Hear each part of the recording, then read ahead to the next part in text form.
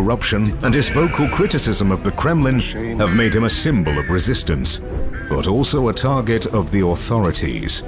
The case of Alexander Litvinenko serves as a chilling example of the lengths to which the Kremlin might go to silence dissenters. A former KGB officer turned vocal critic of Putin's government, Litvinenko was poisoned with a lethal dose of radioactive polonium in London in 2006.